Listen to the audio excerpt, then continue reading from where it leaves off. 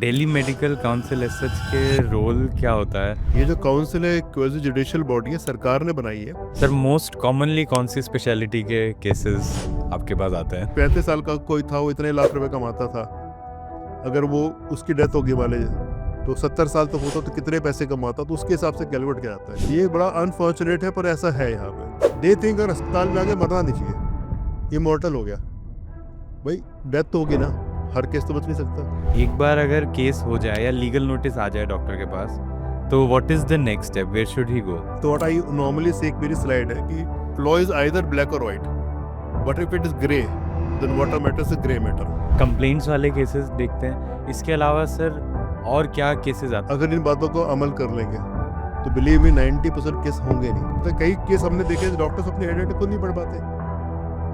हमारे सामने वो काउंसिल के अंदर हुआ है, हम नहीं पढ़े, सर आप पढ़ के दिखा दो, कहते हम ही नहीं पढ़ पा रहे। हैं? इंटर्न से अगर कोई गलती होती है या इन ट्रेनिंग रेजिडेंट जो पीजीज होते हैं उनसे होती है, सीनियर रेजिडेंट से कुछ नेग्लिजेंस होती है। आप सरप्राइज होकर जानो, शायद मेरे ख्याल से आपने भी नहीं पढ़ा नहीं सर, पढ़ा नहीं ना। सर। 100 लोग बैठे होते हैं, मैं पूछता कितने, 2 या 3 से ऊपर कभी नहीं कहते कि हमने पढ़ा।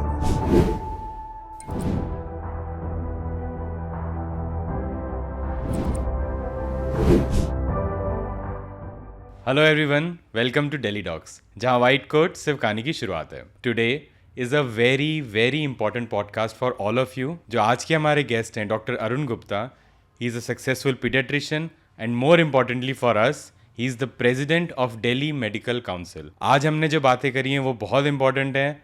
Consent, medical negligence, what to do when patient complains, and so on, and much, much more. So, guys, please stay tuned. Please watch till the end, and welcome to the podcast. Thank you. Sir, I would like to ask, आप एक successful pediatrician हैं, and you are also the president of Delhi Medical Council. Sir, how do these two different pathways connect, and how long have you been the president of Delhi Medical Council? Actually, I was practicing as a pediatrician for almost 20 years. Then around 2015 में तो Delhi medical council बन रही थी नई, मतलब 5 साल का tenure होता है। तब मुझे मालूम पड़ा कि काउंसिल बन रही है। तो उसमें काउंसिल में जो कॉन्स्टिट्यूशन होता है, उसमें कई तरह के मेंबर्स होते हैं। Some are elected by doctors themselves, some are nominated by government, some are ex official, और कुछ हर मेडिकल कॉलेज से एक फैकल्टी चुन के आती है। तो मुझे मालूम पड़ा, तो उस समय गवर्नमेंट ने मुझे नॉमिनेट किया था, तो I became one of the member of council. फिर काउंसिल के मेंबर्स आपस में वोट करके प्रेसिडेंट बनाते हैं। तो that's how I became president in 2015। और एक टेन्योर 5 साल का होता है। फिर 2020 में दोबारा 2 चांस मिल सकते हैं किसी को, तो मैं दोबारा इलेक्शन में फाइट किया मैंने। Then I became president of the council. तो मेरा सेकेंड टेन्योर चल रहा है, सेकेंड 5 ईयर। तो ऐसे मैं दिल्ली मेडिकल काउंसिल में आ गया। Okay sir, Delhi medical council as such के रोल क्या होता है, या प्लीज एक्सप्लेन। ये एक तरह के ना क्वेजी जुडिशियल बॉडी है। पहली बात तो ये दिल्ली मेडिकल एसोसिएशन नहीं है, काउंसिल है।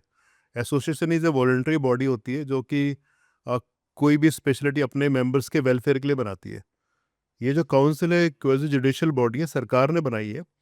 हमारा मेन पर्पस 2 होते हैं कि जितने भी दिल्ली में एलोपैथिक डॉक्टर जो प्रैक्टिस करते हैं उनका रजिस्ट्रेशन करना, तो चेक की वे डिग्री वैलिड है कि नहीं। और दूसरा, जो भी लोगों को शिकायत होती है डॉक्टर्स के अगेंस्ट या हॉस्पिटल के अगेंस्ट, तो एक तरह की हमारी कोर्ट लगती है। तो कंप्लेंट हमारी कोर्ट में आते हैं, वहाँ हम इसको डॉक्टर्स को बुलाते हैं, कंप्लेंट को बुलाते हैं। तो हम वहाँ पर पूरी हमारी जुडिशियल बॉडी बैठती है, तो हम उस कंप्लेंट्स को एडजुकेट करते हैं, एंड डिपेंडिंग अपॉन हम अपना फैसला देते हैं। ये हमें पूरे कोर्ट के पावर है कि ये गवर्नमेंट ने बनाया हुआ। हाँ, तो इस तरह से काउंसिल काम करती है। सर कंप्लेंट कहाँ से आती है, मतलब पेशेंट जो कंप्लेंट कर। पेशेंट, अगर पेशेंट को शिकायत है डॉक्टर से, क्योंकि ये देखिए एक्सपर्ट बॉडी है। वैसे तो पेशेंट पुलिस में भी जा सकते हैं, सिविल कोर्ट में भी जा सकते हैं, कंज्यूमर कोर्ट में कई जगह जा सकते हैं।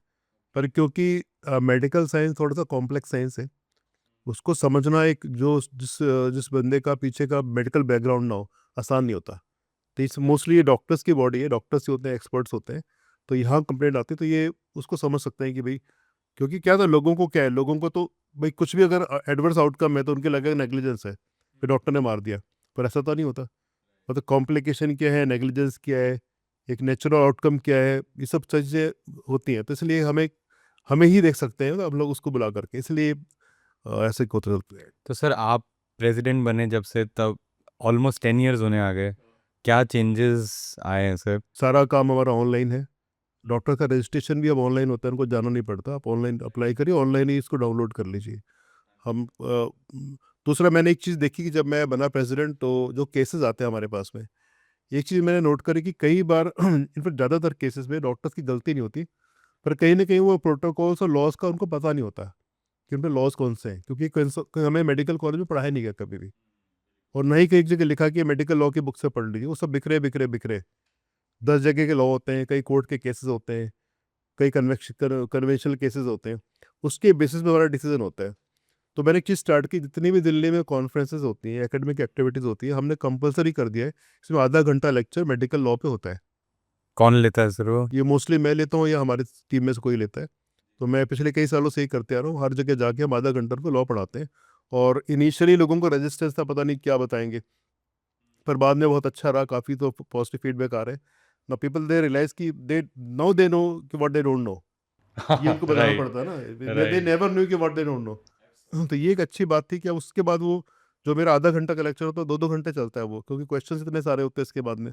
तो ये एक चीज़ नई शुरू करी हमने। इसके अलावा जो हमारा डीएमए का बुलेटिन आता है, तो हर बुलेटिन में भी एक मैं आर्टिकल लिखता हूँ, हर 15 डेज में आर्टिकल आता है और रिगार्डिंग एनी स्पेशल रूलिंग या नहीं, वो जो डीएमए के मेंबर्स हैं उनको फिजिकल फॉर्म में मिलता है, और इन आर्टिकल्स को हमारे डीएमसी की वेबसाइट पे भी डालते हैं, जिसको पढ़ना जा सकते हैं।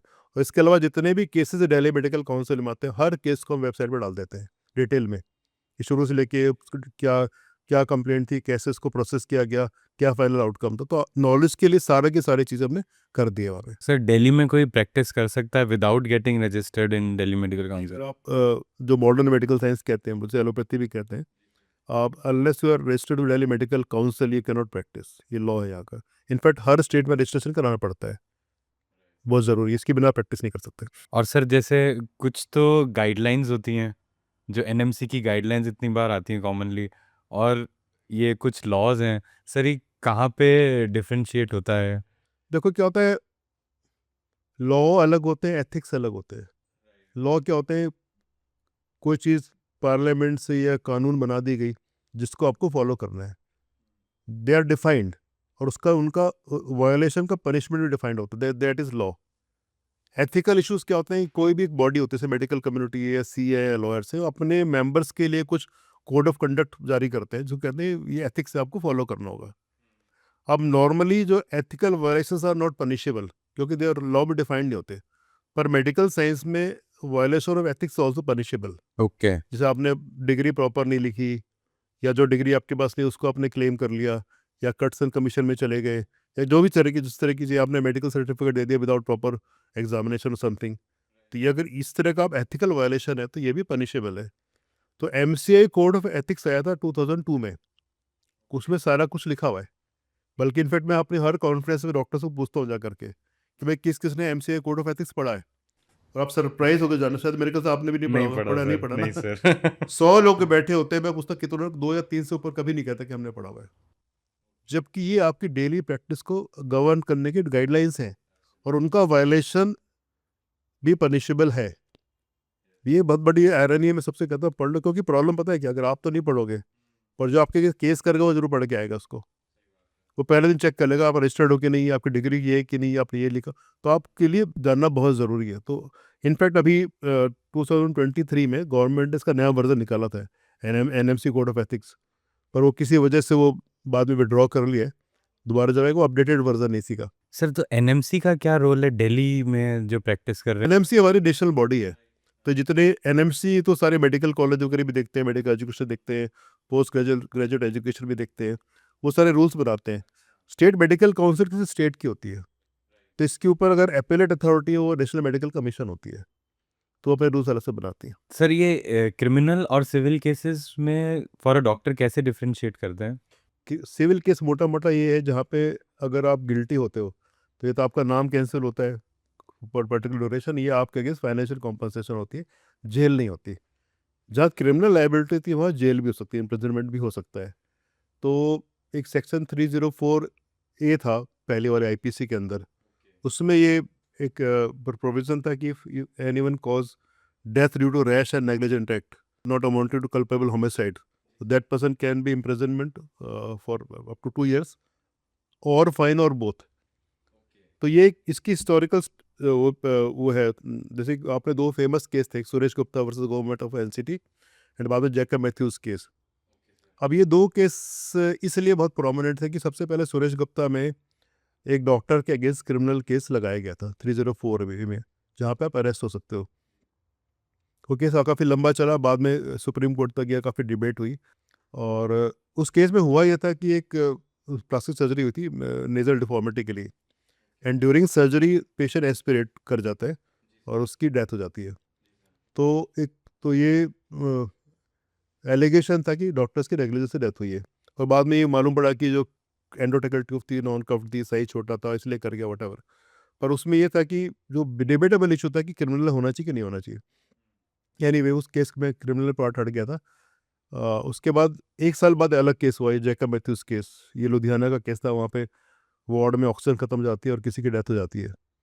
तो दैट डॉक्टर वाज स्यूड कि भाई क्रिमिनल नेग्लिजेंस है कि आपने ऑक्सीजन खत्म हो गया, मर कैसे गया वट। तो 304A में डॉक्टर को बुक किया गया जहाँ अरेस्ट हो सकता था। फिर ये केस लंबा चला चलता सुप्रीम कोर्ट तक गया। फिर वही मूट क्वेश्चन यहाँ पे आया है कि भाई अगर हर केस में आप 304 क्या कहती है, अगर you are causing death due to rash और negligent death you can be arrested, ये है ना। तो अब नेग्लिजेंस तो बहुत जगह हो सकता है, आप हर बार अरेस्ट करोगे तो डॉक्टर काम कैसे करेगा। ये डॉक्टर्स का पॉइंट ऑफ व्यू था। दूसरा जो counter point of view lawyers कहता है कि 304 is a law, now you can not have to subset of population कि आधों में ऐसे लगाओ आधों में वैसे लगाओ, तो ये तो बड़ा मुश्किल होगा। तो बाद में सुप्रीम कोर्ट की ये बेंच बैठी थी, काफ़ी डेलिब्रेशन हुआ और सुप्रीम कोर्ट का फिर एक जजमेंट आया था, इसको जैकब मैथ्यूज के केस से फेमस है वो। दो बातें उन्होंने कोर्ट ने कही इसमें। एक तो ये कहा कि अगर किसी भी केस में अगर डॉक्टर को बुक करना है क्रिमिनल नेग्लिजेंस, 304A लगानी है, that scale of negligence has to be gross, not in every case you can just apply 304A, it has to be gross negligence. या सेकेंडली उन्होंने एक बात और कही कि to book a doctor in criminal negligence police has to take a medical opinion from a competent body और doctor. अगर आप पुलिस के पास जाते हैं, आप कोई पेशेंट की भी डॉक्टर के अगेंस्ट क्रिमिनल केस करना है, मुझे एफआईआर करनी है, तो डॉक्टर पहले किसी कॉम्पिटेंट बॉडी को भेजेगा, जैसे दिल्ली मेडिकल काउंसिल को भेजेगा या किसी और बॉडी को भेजेगा। जब तक वो नहीं कहेंगे कि भाई इतना ग्रेव सिचुएशन है, तब तक वो केस रजिस्टर नहीं करेंगे। तो ये दो चीज़ें सुप्रीम कोर्ट में जजमेंट के बाद आई थी। तो अब वो चलता रहा। उसके बाद ये था कि कम से कम ऐसे जाके अरेस्ट करना बंद हो गया। अगर आप पुलिस में जाते हैं तो पुलिस हमें उसके मेडिकल काउंसिल को लिखती है, हम उसको इन्वेस्टिगेट करते हैं। अगर हम कहते हैं जी प्राइमा फेसी बनता है, देन ओनली पुलिस कैन वो फाइल केस। अब ये पर अब बदल गया है, आपने अभी नई जो BNS आ गई है 304A को रिप्लेस कर दिया 1061 से। दोनों में चेंज, 2 या 3 चेंज बता देता हूँ आपको। 304A was generalise kind of law, मतलब वो किसी भी रैश नेग्लिजेंट एक्ट में एप्लीकेबल था। भाई ट्रक से एक्सीडेंट मर गया, सिर पे ईंट गिर गई, बिल्डिंग गिर गई, तो किसी में आता था। अब 1061 is defined only for the medical profession. Okay, नया लॉ स्पेसिफिक है। 106 है death due to rash negligent act, उसमें 1 जो पार्ट है वो फॉर मेडिकल प्रोफेशन है।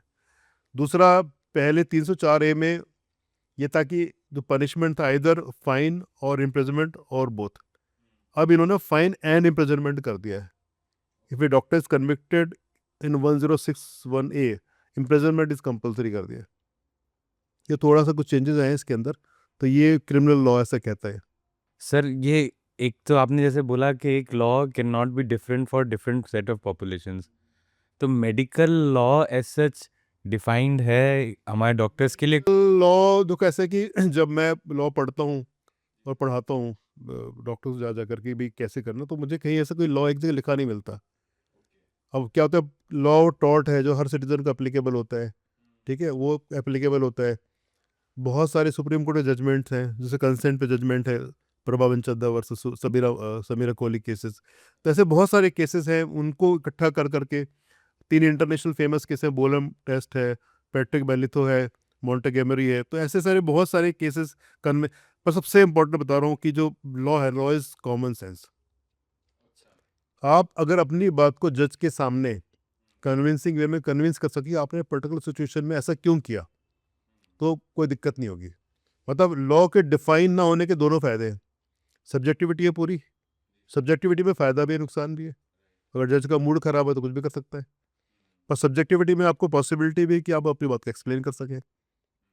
तो व्हाट आई नॉर्मली से, एक मेरी स्लाइड है कि लॉ इज़ आइदर ब्लैक और white, but if it is grey, then what matters is grey matter in common sense, and mostly 90% ये ग्रे ही है।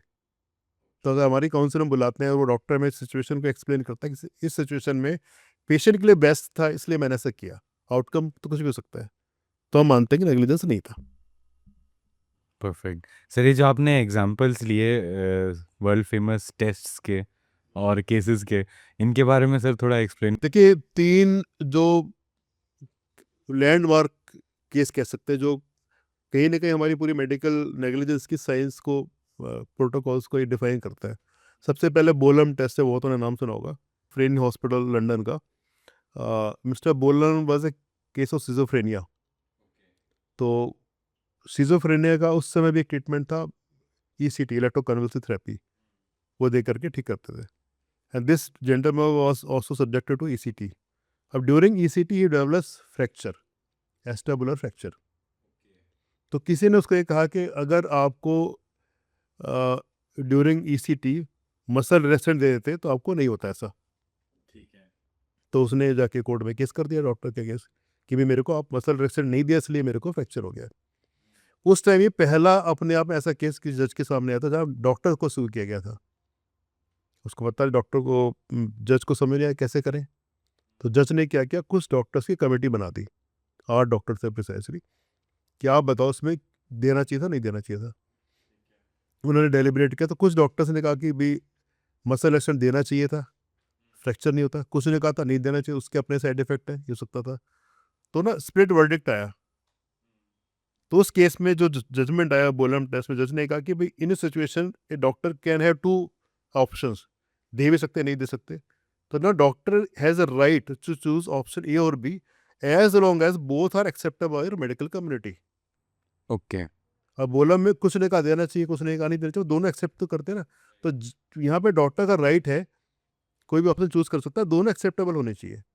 तो ये कोर है मेडिकल नेग्लिजेंस को एड्रेस करने का। अगर किसी सिचुएशन में डॉक्टर ने एक्शन ए बी या सी लिया, हम ये देखते हैं वो एक्शन जो लिया वो मेडिकल कम्युनिटी में एक्सेप्टेबल है कि नहीं, तीनों ऑप्शंस। उसके बाद आउटकम कुछ भी हो, अगर उसने ऐसा ऑप्शन लिया कि जो कि कहीं कोई एक्सेप्ट ही नहीं करता, मेडिकल कम्युनिटी में है ही नहीं, तो गलत है।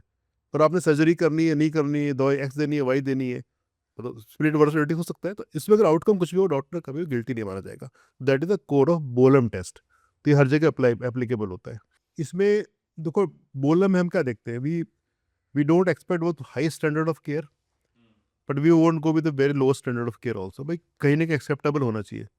पर इसको लेकर के काफ़ी क्रिटिसिज्म भी था कि ये बहुत ही ना लो लेवल ऑफ एक्सपेक्टेशंस है कि भाई 10 में से 1-2 डॉक्टर तो बोल ही देंगे ऐसा करना चाहिए वैसा करना चाहिए। तो ये कहीं ना कहीं क्रिटिसिज्म था इसका। एक बाद में केस हुआ पैट्रिक बोलितो केस कहते हैं। इसमें क्या हुआ, Patrick Bolitho was a small child, he was admitted in hospital, he was a case of repeated croup. During one of the bout of croup he develops apnoea. तो जो ward में nurses थी, they call doctor, doctor was sitting in the OPD. तो by the time doctor reaches upstairs, तो child recover spontaneously. Okay. तो अपना वो आता है, अपना डॉक्टर देखता है बच्चे को, ठीक ठाक करके चला जाता है, ऑक्सीजन लगा के चला जाता है। Unfortunately, the same thing repeats after half an hour. Again, nurse calls the doctor. Again, doctor comes up, but again, baby recovers before doctor comes. Unfortunately, third time same बात होती है, but this time child doesn't recover. अब वो doctor, उस child की mother doctor को case कर देती है डॉक्टर के अगेंस्ट कि भाई आपने मुझे ऐसा बताया कुछ डॉक्टर्स ने कि मेरे को बच्चों का फर्स्ट टाइम इंट्यूबेट कर देते, तो ऐसा नहीं होता, you did take proper care, तो इसलिए हो गया। तो अब ये सिचुएशन फिर आ गई। अब ये गया अगेन, जज ने फिर जूरी बैठा दी, the same question pose before a group of doctors, committee doctor, क्या करना चाहिए था। अब कुछ डॉक्टर्स ने कहा जी इंट्यूबेट करना चाहिए था, कुछ ने कहा तो नहीं भी कर सकते, ऑक्सीजन को ऑब्जर्व करते। अब आप बोला एज पर बोलम टेस्ट तो नॉन गिल्टी हो गया इसमें भी बार। बस जज ने कहा कुछ तो भी गड़बड़ है, जज का अपना जो कन्विक्शन था नहीं कुछ तो भी, भाई 3 बार चले गए हो गया, मतलब भले कह रहे हैं। तो जज ने एक बात और बोली इसमें आखिर में, जो एक्स्ट्रा लाइन एडेड की कि भाई आप ऑप्शन ए या बी कुछ भी चूज़ करें, उसके पीछे सॉलिड एक्सप्लेनेशन भी होना चाहिए। बोलम वाज एब्सोल्यूट, आप ए या बी कुछ भी चूज़ कर सकते हैं except court will not question. Patrick बोले थे, अभी आ गया कि नहीं, आपको जो भी जवाब देंगे ए या बी कुछ भी चूज़ किया उसके पीछे एक्सप्लेनेशन होना चाहिए। हालांकि ये हर जगह एप्लीकेबल नहीं होता, पर एक कुछ ना कुछ उसको कह सकते हैं कि अब बोलम को डायल्यूट कर दिया गया, थोड़ा सा उसको स्टैंडर्ड ऊपर कर दिया गया। तो ये अब सेकंड सिचुएशन आ गई कि ए और बी में कुछ भी चूज़ करिए, आपके पास you need to explain to it. उसके बाद थर्ड केस आया मॉन्टेगोमरी वर्सेस, ये भी वही का केस था। ये बहुत पुराना है, 2015 का केस है। अच्छा। इसमें क्या था, Montgomery was short stature lady, full term pregnant, और she goes to doctor for delivery and she was offered normal delivery. During delivery baby develops asphyxia because of shoulder dystocia and short stature. अब वो lady file से case against doctor saying कि मेरे को आपने normal delivery क्यों करी, caesarean offer करना चाहिए, मेरा मुझे बताया गया ऐसा बच जाता। अब अगेन इस केस में अगर आप सोचो, और फिर अगेन वही सेम कहानी शुरू होती है, डॉक्टर्स कमेटी बैठती है, आधे डॉक्टर कहते हैं भाई सीजरियन करना चाहिए था, कुछ कहते हैं नॉर्मल का ट्रायल दे सकते थे, अब स्ट्रिक्टली बोलन टेस्ट लगा तो नॉन गिल्टी है। अब यह बड़ा क्वेश्चन ये सवाल आया कि कौन डिसाइड करेगा, इफ ये ऑप्शन ए और बी, हुल डिसाइड। तो इसमें दो स्कूल ऑफ थॉट्स होते हैं, आप ट्रेडिशनली अमेरिकन स्कूल थॉट होता है, एक होता है ब्रिटिश स्कूल ऑफ थॉट। अब ये सवाल है कि मैंने ऑप्शन ए और बी चूज करना है, एक में ये फ़ायदा या रिस्क है, बी में ये फ़ायदा या रिस्क है, तो मैं पेशेंट को कितना बताऊं और हुल डिसाइड। तो इसमें जो अमेरिकन जो कॉन्सेप्ट है वही कहता है कि आप पेशेंट को सब कुछ बता दीजिए, रेयरस और rare complex, patient is the boss, he knows everything, उसका डिसीजन है, जो बोलेगा वो कर दो। ब्रिटिश स्कूल अथॉरिटी कहता है कि नहीं, सब कुछ मत बताओ, doctor is the boss, he knows what is best for the patient, आप वो बताओ जिसके रेलेवेंट हो, and that the paternalistic attitude कह सकते हैं इसको। तब ये दो कहानी थी। तो इसमें अल्टीमेट घूम फिर के ये है कि आपके पास अगर ऑप्शन ए और बी है तो लेट पेशेंट चूज कि क्या करना है क्या नहीं करना। तो यह इन्फॉर्म्ड वैलिड कंसेंट का कॉन्सेप्ट कहीं ना कहीं यहीं से आया है। तो आप ये कहते हैं कि भाई आपने अगर सर्जरी करनी तो आप बताओ भी सर्जरी करने से ये फ़ायदे हैं या नुकसान है, नहीं करेगा तो ये फ़ायदा नुकसान, लेट पेशेंट चूज। तो अभी कॉन्सेप्ट यहाँ से ये आ गया कि इफ़ यू ऑप्शन ए और B, you tell both the option to patient, let patient decide what to do, what is best for the patient. तो ये इस तरह से तीन केसेस ये मेडिकल एविडेंस कहने के लिए ओवर ए पीरियड में डेवलप हुई है। सर इसमें अब एक क्वेश्चन मुझे भी पूछना है। हम सर्जरी के लिए एडवाइस करते हैं जब, अगर if we list all the possible complication of surgical, let's take knee replacement, conservative कर सकते हैं और सर्जिकल कर सकते हैं, फ़ायदे नुकसान बता दें, but if we go on telling the possible complications of surgery, it can be endless and can also include death on table and amputation. तो ऐसे तो सर फिर नहीं, वो तो वही तो कह रहे हैं कि जो क्या क्या बताना है? नहीं, वो तो इंडिया में तो मिडिल पाथ लेके चलते हैं। जी आप सर। कॉमन जो, तो कोई कॉमन सेंस वाली बात आ गई भाई, कॉमन क्या क्या हो सकते हैं बता दीजिए। अब रेयरस से तो आप एक पैरासिटामोल खा के मर सकते हो, एग्जैक्टली, हाँ। हेपेटिक फेलियर से, वो तो आप रेयरस तो कुछ भी नहीं, एक डीपीटी का वैक्सीन लगा के मर सकता है आदमी। तो आप वो बताओ जो कॉमन है, और वो इंटेंट दिख जाता है मेरे को भाई, कॉमन बता के आप हाँ, intent as you intent said. दिख जाता है कि इंटेंट क्या है, क्या वो दिख जाता है। आप बहुत ज़्यादा करोगे तो ऑब्वियसली फिर वो तो कंफ्यूजन ही क्रिएट होगा, जी सर। पर जो कॉमन है वो आपको बताना चाहिए।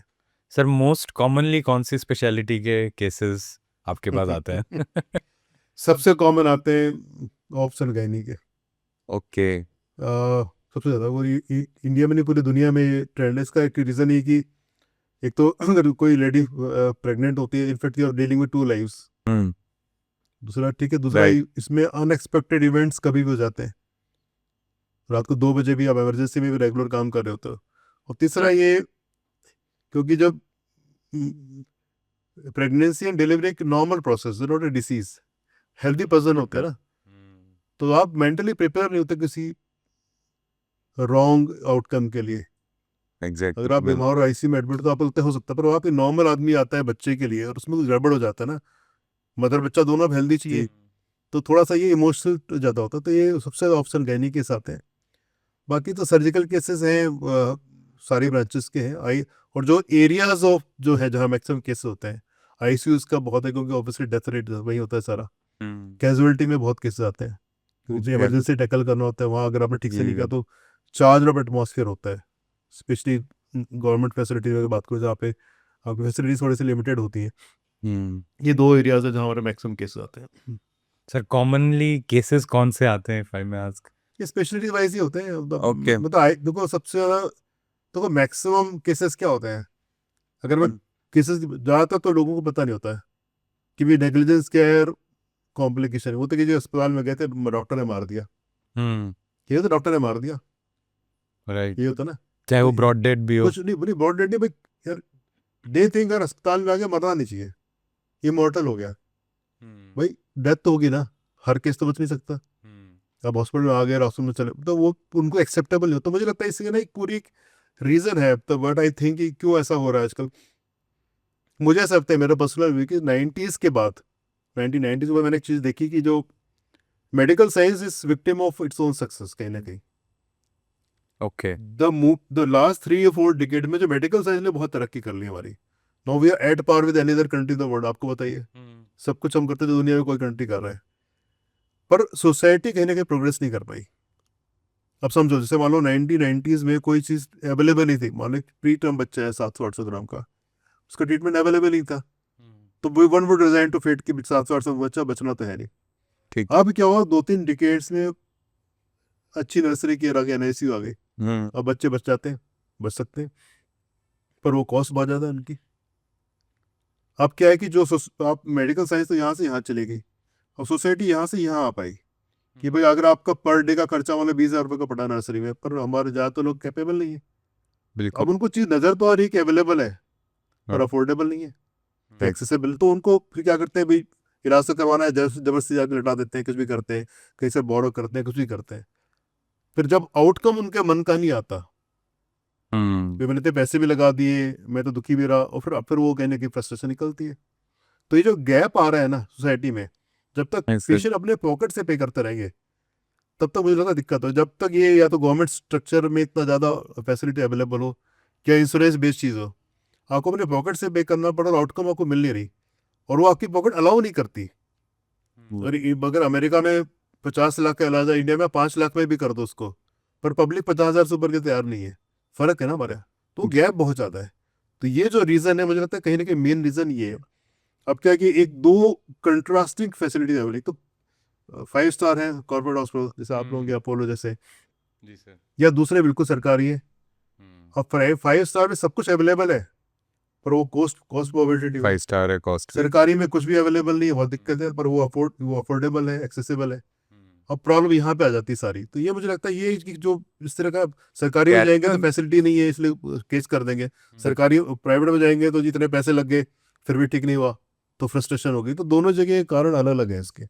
सर जो केस होता है वो जैसे एक कॉर्पोरेट हॉस्पिटल में काम कर रहा है कोई, तो हॉस्पिटल के अगेंस्ट होता है, डॉक्टर के अगेंस्ट होता है, दोनों के अगेंस्ट होता है, देखिए कैसे ऐसा होता है कि पेशेंट को तो पता नहीं है, वो तो कि मैं अस्पताल गया था जी, डॉक्टर ने मार दिया, वो तो इतना ही बोलेगा, है ना, जी सर। कि सर अस्पताल के डॉक्टर ने मार दिया। तो डॉक्टर वर्ड हर जगह होता है, जो हमारे पास आता है हम इन्वेस्टिगेट करते हैं। Mostly Delhi medical council just looks after the professional part of the personal medical negligence. अगर हमें लगता है कि हम डॉक्टर्स का रोल इन्वेस्टिगेट, उसमें अगर हमें हॉस्पिटल का रोल दिखता है कहीं कि हॉस्पिटल की कमी थी उसकी, तो हम दिल्ली गवर्नमेंट को लिखते हैं। वो तो कि जो नर्सिंग होम एक्ट अलग है जिसके अंडर वो आता है, वहाँ वो पनिश कर सकते हैं। तो अपना पार्ट हम करते हैं, जो उनका पार्ट होता है उनको रेफर कर देते हैं, there they can action take action against the hospital. Okay. वैसा होता है।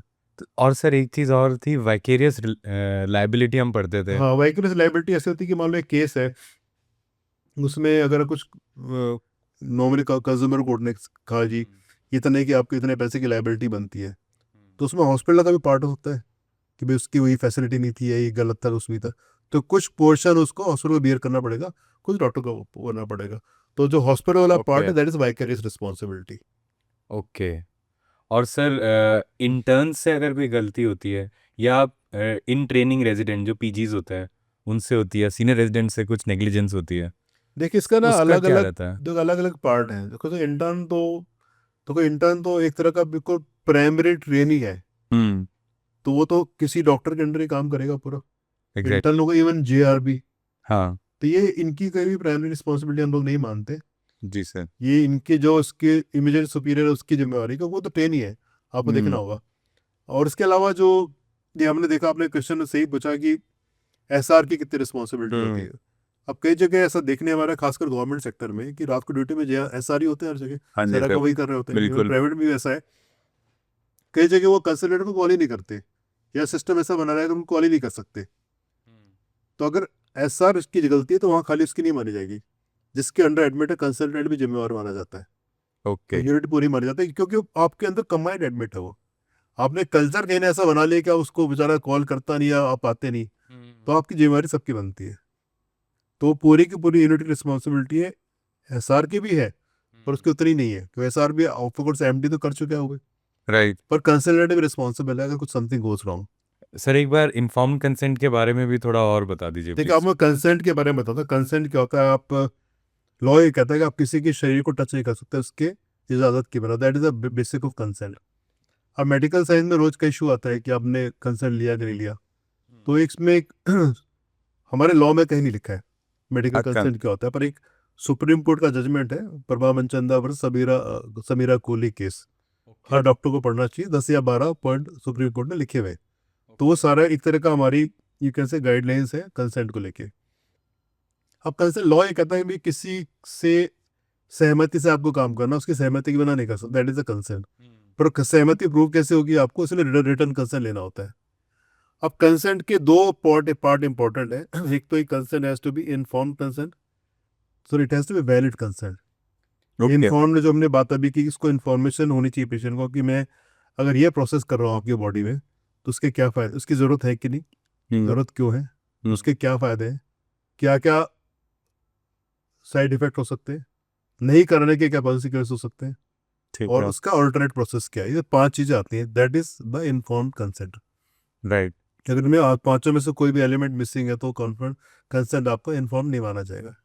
ओके दूसरा वैलिड क्या है, वैलिड के लिए सबसे बेसिक तो ये जो कंसेंट दे रहा है उसकी एज 18 साल से ऊपर की होनी चाहिए, वो अभी मेंटली साउंड होना चाहिए, ये तो बेसिक है। बेसिक है ठीक है इसके अलावा जो मैंने अपनी प्रैक्टिस में देखा है कि as a president Delhi medical council, अब तो मैं ऑलमोस्ट 5,000 केसेस देख चुका हूँ अब तक।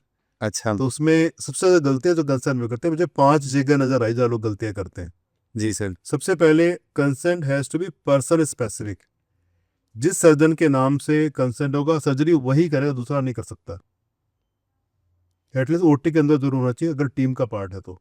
दिस कैन नॉट बी कि सर्जरी के आपके नाम से रही और आप ओटी में के बाद ओपीडी में बैठे हैं, कहीं बैठे हैं। शेडो सर्जरी जो हाँ, बोलते हैं हम तो लोग। हाँ कंसेंट हैज टू बी हाँ। Person specific. अगर किसी और के नाम से कंसेंट लिया है, सर्जरी कोई और कर देता है, तो consent become invalid. Second, consent has to be procedure specific. Okay अगर आपने हिस्टेक्टोमी का कंसेंट लिया तो आप ओवरी को नहीं छेड़ सकते। आपने लेप्रोस्कोपिक सर्जरी का कंसेंट लिया है तो आप ओपन नहीं कर सकता। इस तरह जहां भी कंसेंट लेना आपको प्रोसीजर स्पेसिफिक होना चाहिए। अगर आपको कोई एंटीसिपेटेड है कि ड्यूरिंग सर्जरी मुझे ऐसा करना पड़ता है, तो आप बिफोर एंड बता करके उसमें ऐड करवा लीजिए। राइट ठीक है, ये बात इंपॉर्टेंट है। आप उसकी स्कोप अनलेस चलो इमरजेंसी में आप कर सकते हो, अलग बात है, पर अदरवाइज आपको कंसेंट का जो स्कोप है उसके बियॉन्ड नहीं जाना है आपको कभी भी। ठीक है ठीक है। परमाई मंजंदा और समीरा कोहली किस में ही हुआ था। 45 ईयर्स ओल्ड लेडी थी, हिस्टेक्टोमी का कंसेंट था। बाद में गायनी ने सोचा कि चल 45 ईयर एज हो चुकी है, अब तो ओवरी भी निकाल दी साथ में ना, ओवरेक्टोमी कर दिया। तो उसने सू कर दिया कि मेरे कंसेंट की मैंने ओवरी क्यों निकालेगी, मुझे एचआरटी लेना पड़ रहा है, ऐसा कुछ करना पड़ रहा है। तो बाद में Okay. Doctor loss the case. Oh okay तो ये तब वहां से ही गाइडलाइन आई थी कि आप अपने कंसेंट के स्कोप के बाहर नहीं जा सकते। थोड़ा लैंडमार्क जजमेंट थी। तीसरा point, proxy consent. Proxy consent बहुत ज्यादा होता है। प्रॉक्सी कंसेंट होता है कि आपने पेशेंट का कंसेंट ना लेके किसी रिलेटिव का कंसेंट ले लिया। भाई सीजरियन होना है, होता है बड़ा कॉमन, हस्बैंड ने कंसेंट दे दिया या मदर इन लॉ दे दिया या सिस्टर इन लॉ दे दिया, नहीं, पेशेंट का ही कंसेंट होगा। उसके बिहाफ में कोई दे नहीं सकता अनलेस माइनर है, या जो बताया मैंने 18 साल से कम का, या मेंटली साउंड नहीं है। तीसरा ये। चौथा पॉइंट इंपॉर्टेंट है कि in case of emergencies you can go ahead without consent also. Emergency में आप बिना कंसेंट के कर सकते हैं, पर आपको अगर जरूरत पड़े तो यू नीड टू एक्सप्लेन कि व्हाट वाज द इमरजेंसी, आपको करना पड़ेगा वहाँ पे, तो आप कर सकते हैं। पर क्योंकि लॉ ये कहता है कि medical considerations are bigger than the legal considerations, तो in case emergency you can go without consent also. और आखिरी पॉइंट जो गलतियां हम देखते हैं, नेगेटिव कंसेंट की पूरी वैल्यू है। अगर आपको पेशेंट को आपने बोला कि ये सीटी स्कैन करा लीजिए, टेस्ट करा लीजिए, सर्जरी करा लीजिए, उसने रिफ्यूज किया, तो आप प्लीज मेंशन कीजिए कि दिस ऑप्शन वाज गिवन और पेशेंट रिफ्यूज्ड। नेगेटिव कंसेंट भी, और जो वर्बल नहीं चलता कभी भी। 5 जगह जो मुझे नजर आती है तो डॉक्टर मैक्सिमम गलती करते हैं, ये है कंसेंट के बारे में। सर मोस्टली जैसे प्रिस्क्रिप्शन लिखते हैं स्पेशली फिजिशियंस, उसमें मेडिसिन लिखते हैं, वहाँ पे कोई कंसेंट की बात नहीं होती। हम लोग तो जैसे सर्जरी कर रहे हैं तब तो क्लियर कंसेंट है, बट साइड इफेक्ट्स तो ड्रग्स के भी होंगे, उधर कंसेंट इसमें की देखो क्या बात कंसेंट है? की कई चीजें, एक होता है इम्प्लाइड कंसेंट। जी सर। अगर आप मेरे क्लिनिक पे आके मेरे सामने बैठ गए और दवाई लिखवा रहे हो तो इम्प्लाइड है कि आपने मुझे कंसेंट दे दिया। राइट। आप लैब में जाते हैं ब्लड टेस्ट कराने, अपना हाथ लेके बैठ गए, ब्लड टेस्ट का पर्चा दिया, ब्लड तो कहते हैं इम्प्लाइड होता है। पर जहाँ ये आपको लगता है कि भी प्रोसेस थोड़ा बड़ा है, कोई इन्वेजिव प्रोसेस है, जहाँ जरा रिस्क है, तो वहाँ प्रॉपर रिटर्न कंसेंट ले लीजिए, अदरवाइज इम्प्लाइड कंसेंट की अपनी वैल्यू होती है। इम्प्लाइड होता सर एक बार अगर केस हो जाए या लीगल नोटिस आ जाए डॉक्टर के पास, तो what is the next step, where should he go? मुझे लगता है कि सबसे पहले कोशिश करना चाहिए कि लीगल नोटिस आए ही नहीं, केस ही ना हो, है ना। Of course sir. इससे हाँ अच्छा क्या हो सकता है। अगर मैं कुछ बातें बता देता हूँ, जी सर। अगर इन बातों को अमल कर लेंगे तो बिलीव मी 90% केस होंगे ही। ओके ये मेरी गारंटी है आपकी। ओके सबसे इंपॉर्टेंट है यहाँ पे communication, the art of communication of the patient. Okay हमारे काउंसिल में आप बताते हैं बड़ी इंटरेस्टिंग चीज़ है, हम ना अगर डॉक्टर्स फाउंड गिल्टी, हम उसका नाम काउंसिल से हटा देते हैं, मतलब उसका लाइसेंस कैंसिल कर देते हैं जी for sir. Certain period of time. Hmm हम कभी भी वहाँ पे पेशेंट को फाइनेंशियल कॉम्पनसेशन नहीं देते। हम्म तो जो पेशेंट आते हैं 2-2 साल, 1-1 साल लगाते हैं हमारे यहाँ, कई चक्कर भी लगाते हैं, अपना टाइम भी खराब करते हैं, अपने पैसे भी खराब करते हैं, उनको एंड में मिलना कुछ नहीं होता, सिर्फ डॉक्टर का नाम उड़ाना होता है। तो वो इतने, हमने पूछते हुए उनको तुम्हें क्या है, वो इतने गुस्से में होते हैं कई बार, वो हम्म। कहते हैं डॉक्टर का बिहेवियर ठीक नहीं था, कहते इसको छोड़ूंगा नहीं, ओके ये तो बदतमीजी से बात करता था, हमारा पेशेंट सीरियस था तो ये फोन पे लगा रहता था, ये पैथेटिक था। तो ये जो बिहेवियर का इशू है, सबसे बड़ा कारण डॉक्टर्स के केस आगे होने का उनका बिहेवियर है। जी सर। तो हम कहते हैं अगर आप ना कम्युनिकेशन अच्छा रखोगे, आप एम्पैथेटिक रहोगे, आपको पेशेंट को लगेगा आप उसकी बात प्रॉपर सुन रहे हो, उसकी बात को ध्यान दे रहे हो, उसके प्रति आपकी सिंपैथी पूरी है, तो ज़्यादातर केसेस नहीं होंगे। तो मैं ही कहता हूँ इस ये communication is kind of vaccination against litigation. अगर आप प्रॉपरली कम्युनिकेट करोगे, मेरे पास एक एग्जांपल है, बताता हूँ आपको। किसी का एक बार फोन आया कि कोई पेशेंट है जी, बर्न का पेशेंट है, कहीं एडमिट है और वो प्रोटी से देख नहीं रही, नहीं कर रहे, तो कहीं आप और शिफ्ट करा दो। तो हमने उसको दूसरे हॉस्पिटल शिफ्ट करा दिया, रात को शिफ्ट करा दिया, ओल्ड लेडी थी शायद। नेक्स्ट डे उसका फोन आया सुबह सुबह, मैंने कहा चल पूछ, मैंने पूछा और क्या हाल है जी, कहते हैं उनकी तो डेथ हो गई जी। अच्छा। अब सेकंड हॉस्पिटल जहाँ डेथ हुई उसकी वहाँ कोई कंप्लेंट नहीं है उसको, और हम्म पहले हॉस्पिटल में जहाँ वो थी, जहाँ इलाज हो रहा था, जहाँ से कहीं और लेके वहाँ पूरी कंप्लेंट थी। कहते पहले हॉस्पिटल में जा गए तो डॉक्टर से बातें नहीं कर रहे थे, देखे नहीं रहे थे ट्रीटमेंट, और मुझे पता सही कर रहे होंगे, पर वो एक एटीट्यूड, जो उनकी लैंग्वेज थी वो प्रॉपर नहीं थी। सेकंड हॉस्पिटल जहाँ जाके डेथ भी होगी वहाँ शिकायत नहीं थी, क्योंकि डॉक्टर ठीक से दिख रहे थे। तो जो कम्युनिकेशन का बड़ा फर्क पड़ता है। हमारे जितने केसेस आते हैं सब सब गुस्से में होते हैं कि ढंग से बात नहीं करते थे, ये नहीं करते, तो कहीं ना कहीं जो बॉडी लैंग्वेज होती है। ओके आप ऐसे जाओ, इमरजेंसी में डॉक्टर बैठा है, पेशेंट आया, अरे सिस्टर देख लो जी, अरे ईसीजी कर लो जी, आप बैठे बैठे फोन पे लगे हो, हम्म तो उसमें कुछ भी हो तो वो देख तो रहा है, उसके लिए तो सीरियस, उसका पेशेंट सीरियस है। सही बात है। अगर आप उठ के जाके बगल में खड़े हो जाओ, थोड़ा लगे कि हाँ आप भी कंसर्न हो, उससे काम हो जाएगा। हो सकता है आप यहाँ बैठे बैठे सही सही इलाज बता रहे हो उसको, आउटकम में फर्क नहीं पड़ता, पर आपके एटीट्यूड से बड़ा फर्क पड़ता है। तो ये जो हमारा बिहेवियर है, हमारा जो communication, art of communication, verbal non verbal दोनों, ये सबसे इंपॉर्टेंट है to prevent litigation against doctors. और दूसरा, अगर हो ही जाए तो बचोगे कैसे? एक ही चीज बचाएगी आपको, वो है आपका documentation. Right. You always say documentation is your best friend as well as your worst enemy. Same documentation. अब देखो मजेदार बात क्या है यहाँ पे, जो कि इनफैक्ट आपके फेवर, डॉक्टर्स के फेवर में और पेशेंट के अगेंस्ट है। No patient has to prove a case against doctor based on doctors document only.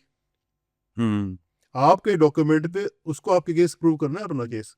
सही बात है। और फिर भी अगर आप हार गए केस, आप तो आपने कितनी बड़ी गड़बड़ी कर रखी है डॉक्यूमेंटेशन में, वो तो आपके डॉक्यूमेंट प्रूव करेगा ना। तो डॉक्यूमेंटेशन अगर आपका प्रॉपर है किसी भी केस में, तो आप, मुझे लगता नहीं कि आप, अगर आपने सही काम किया तो आप फंस हो गए। होता है क्या, कई बार मैंने कई बार देखा है, 1 घंटा ड्राइव करके हॉस्पिटल जाते हैं, 1 घंटा ड्राइव करके आते हैं, आधा 1 घंटा सर्जरी भी करते हैं, कुछ करते हैं, डॉक्यूमेंटेशन में 30 सेकंड भी नहीं लगाते। सबसे बोरिंग काम लगता है।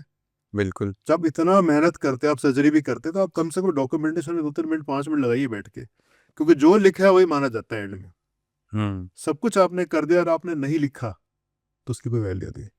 तो डॉक्यूमेंटेशन सबसे इंपॉर्टेंट है, पूरी चीज़ डॉक्यूमेंट करिए। पापा उसका अपना एक प्रोटोकॉल होता है कि आप नोट्स डाल रहे हैं तो टाइमिंग होनी चाहिए, आपके साइन होने चाहिए, document as per condition relevant होने चाहिए।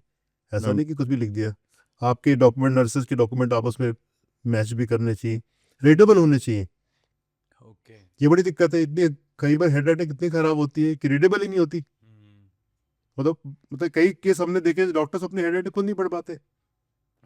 हमारे सामने काउंसिल के अंदर हुआ है, हम नहीं पढ़े सर, आप पढ़ के दिखा दो, कहते हम ही नहीं पढ़ पा रहे। तो बड़ा it cuts very sorry figure ना, सही तो बात है। एटलीस्ट रीडेबल हो। हाँ, दूसरा, अगर आपको डॉक्यूमेंट में गलती हो जाए तो कभी भी उसको ना एक सिंगल या डबल एस से काट दी, ताकि क्या काटा वो रीडेबल होना चाहिए, फिर नीचे लिख दो। आप ऐसा मत काटो कि आप कुछ हाइड कर रहे हो। और सबसे इम्पोर्टेंट, कभी भी डॉक्यूमेंट्स में ना मैनिपुलेशन मत करिए। ओके। फोर्जरी है, ये पकड़ में आ जाएगा। और आप manipulation of document self forgery, ये अपना में अलग केस बन जाता है।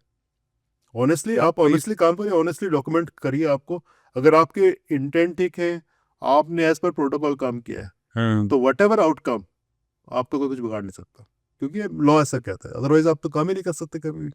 सही बात है। तो ये सब 5-6 चीज़ें इंपॉर्टेंट डॉक्यूमेंट से। एक चीज़ और इम्पोर्टेंट है यहाँ पे, ये बहुत से डॉक्टर्स गलती करते, इसलिए बता रहा हूँ कि इमरजेंसी में आपका पेशेंट को कहाँ जाना है। अगर आपने डिस्चार्ज करके घर भेज दिया उसको, या मेरा पीछे ओपीडी में एंटीनेटल में कोई लेडी मुझे दिखाने आ रही है और रात 2 बजे उसको पेयर हो जाएगा, तो कहाँ जाएगी। आपके पेशेंट को पता होना चाहिए कि इमरजेंसी में उसको कहाँ जाना है। तो इसका बेस्ट तरीका होता है, उसको आप नियरेस्ट आपके प्रिस्क्रिप्शन पैड में लिख दीजिए, इन case of hospital please reach, जो भी आसपास का hospital, उसका नाम लिख के छोड़ दीजिए। नंबर मत दीजिए, नंबर तो रात को मिले ना मिले। तो ये ओके। आपके पेशेंट को पता होना चाहिए इमरजेंसी में कहाँ जाना है, अदरवाइज ये ब्रीच ऑफ ड्यूटी कहलाएगी कि रात को उसको पेन हो गया, उसको पता नहीं तो कहाँ जाना है। कई doctors have lost the cases कि रात को 2 बजे कुछ भी हो गया, वो पेशेंट को पता ही नहीं क्या करना है। ओके। तो आपका जो एंटीनेटल कार्ड है या प्रिस्क्रिप्शन पैड है या आपका डिस्चार्ज पेपर है, जी आप सर। सर्जरी को डिस्चार्ज करते रहे पेशेंट को, उस पर लिखा होना चाहिए, in case of emergency please reach emergency Apollo hospital immediately, hmm. बस, ताकि पेशेंट को पता होना चाहिए। ये भी इम्पोर्टेंट है। तो सर, एक तो आपने बताया टू प्रिवेंट, कम्युनिकेशन अच्छा होना चाहिए। एक आपने बताया डॉक्यूमेंटेशन, और क्या कर सकते हैं sir? MCA code of ethics है, उसमें 5-6 चीज़ें हैं, जी सर। आप सब पढ़ लीजिए इसको, और उसमें कुछ मैं बता दूँ क्या क्या लिखा हुआ है। एक तो आपका वैलिड रजिस्ट्रेशन होना चाहिए, जिस भी स्टेट में काम कर रहे हैं वहाँ का। आप दिल्ली मेडिकल काउंसिल में रजिस्ट्रेशन होना चाहिए, तभी आप प्रैक्टिस कर सकते हैं। और this registration has to be renewed every 5 years। अगर आपके केस हो गया और कंप्लेंट ने जब चेक कर लिया आप रजिस्टर्ड नहीं थे, तो आप यही फंस गए। It's like driving a car without a licence. तो ये इंपॉर्टेंट, नंबर 1। नंबर 2, आप क्या क्लेम करते हैं उसके पीछे कोई NMC रिकॉग्नाइज डिग्री होनी चाहिए। अगर आप कहते हैं मैं कार्डियोलॉजिस्ट हूँ, तो कार्डियोलॉजिस्ट की डिग्री होनी चाहिए। NMC recognised. हाँ, अदरवाइज तो कोई भी देता रहेगा। अभी सर कुछ, ये सॉरी टू इंटरप्ट, बट कुछ बहुत सारे शॉर्ट डिप्लोमा कोर्सेज हैं, बहुत सारी फेलोशिप्स हैं शॉर्ट। ये सब आप लिख सकते हो नीचे, फेलो, ये स्पाइन सर्जरी फलाने वाला, हाँ। पर यू कैन नॉट क्लेम वही करिए जो कि NMC रिकॉग्नाइज्ड है। सपोज आप MD मेडिसिन है और आपके पास MI का पेशेंट था, आप ट्रीट तो कर सकते हो, पर you can not claim to be cardiologist. Right. ये होता, आप क्लेम वही करिए जो आपके पास डिग्री हो। अदरवाइज अगर आपने मान लो कुछ चीज़ की, डिप्लोमा की या कुछ कोर्स किया, तो आप कह सकते हैं स्पेशल इंटरेस्ट दिस डिप्लोमा, नीचे लिख सकते हैं सारी चीज़ें। पर आप क्लेम करने में क्या, पेशेंट नहीं कह सकता जी मेरे को धोखा हुआ, आपने कहा जी कार्डियोलॉजिस्ट, आप तो कार्डियोलॉजिस्ट थे नहीं। राइट। तो ये आप प्लीज मत क्लेम करिए जो आप कोई स्पेशलिस्ट नहीं हो या सुपर स्पेशलिटी हो, unless you have degree which is recognised by NMC, please do not claim to that specialist. तीसरा, कुछ चीजें में लिखे, चार्जेस को ऐसा एक्सप्लेन करने हैं, आपका DMC नंबर हर जगह लिखा होना चाहिए। एक है इंडेमनिटी इंश्योरेंस। हाँ सर। इंडेमनिटी इंश्योरेंस बहुत इंपॉर्टेंट है, क्योंकि जो फाइनेंशियल कॉम्पनसेशन कोर्ट देती है, खासकर कंज्यूमर, तो बड़े आजकल करोड़ों में जाने लगे, लाखों की बात नहीं रह गई। ओके। उसमें बहुत, ये भी एक अपने आप में बहुत बड़ा चैप्टर है कॉम्पनसेशन का। इसमें MACT एक्ट लगता है।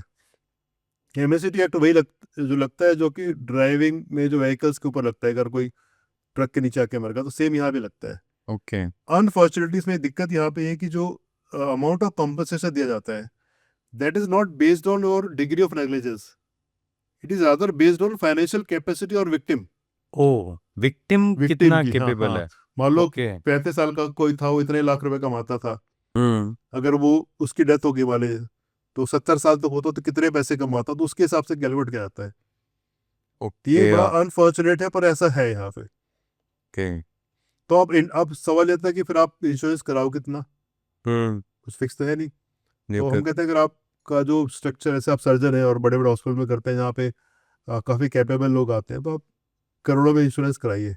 1 करोड़, 2 करोड़, 5 करोड़ देख लीजिए, इससे कम मत कराइए, क्योंकि इतना ही जाता जा रहा है कॉम्पनसेशन।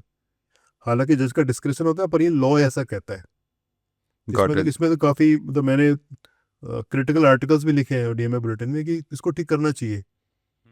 भाई अगर आप, मैं मोटर से एक चीज बताऊं, मोटर से अगर हम कंपेयर करते हैं, पर मोटर हमारे में एक फर्क क्या है, मोटर व्हीकल में थर्ड पार्टी इंश्योरेंस होता है, हम्म उसका प्रीमियम फिक्स है। Whatever the amount of compensation awarded against that particular driver, hmm आप टारगेट अमाउंट का इंश्योरेंस नहीं कराते। आपने भाई मारुति का इंश्योरेंस इतना है, होंडा सिटी का इतना है, मर्सिडीज का इतना फिक्स कर दिया है, उसके बाद जो भी होगा। पर मेडिकल में ऐसा नहीं है, हमारा प्रीमियम फिक्स नहीं है। कोई 1 करोड़ का रहा है, कोई 2 का, हम टारगेट टारगेट अमाउंट के लिए करा रहे हैं, ये बड़ा मुश्किल है। सही तो बात। अगर आप सेम एक्ट हमारे यहाँ लगाते हैं, तो हमारा प्रीमियम फिक्स करना चाहिए। एमबीबीएस का, ये एमडी का फिक्स कर दो, वट एवर द कॉम्पनसेशन में बी अवॉर्डेड। ये भी एक कैवियट अनफॉर्चुनेट है। है, पर ये गलत है। तो ये एमसीए कोड है, इसमें हो गया हाँ जी अपना सर। Indemnity insurance. एक एडवर्टाइजमेंट को लेकर के इसमें रूल्स हैं। ये सर ये हाँ, बहुत ही इंपॉर्टेंट हाँ, आजकल क्वेश्चन है। जैसे आप भी बना रहे हो सोशल मीडिया की सारी यस सर चीजें, तो ये एग्जैक्टली देखना। तो सो इसमें भी बड़े हाँ ना, बहुत ही ट्रिकी सिचुएशन है। आप कोड ऑफ एथिक्स को पढ़ लीजिएगा आप जाके, उसमें क्या जी अलाउड है सर। क्या नहीं। इन प्रिंसिपल आपको बता देता हूँ। सोलिसिटिंग a patient is not allowed किसी भी सेंस में। ठीक है। You can not solicit a patient by social media. अब कोई भी क्लेम करके या कुछ भी करके, बड़े आप देखते होंगे कि रोज देखते हैं हम ऑल द तो, टाइम सर। किसी दिन फंस गए, किसी ने केस कर दिया, बड़ा मुश्किल होगा बचाना। हम्म लॉ से इसकी, you cannot solicit a patient, but you can have educational videos. Clear, दो चीजें अलग अलग। ठीक है। एजुकेशनल वीडियोस अलाउड है, बट सोलिसिटिंग अलाउड नहीं। पर unfortunately there is a very thin line between these two. Hmm when you translate there to there, you don't know. और किसी ने कंप्लेंट कर दी, मुश्किल हो जाएगा। तो प्लीज, कोई भी अगर सोशल मीडिया पर डालते हैं पोस्ट, तो ध्यान से डालिए।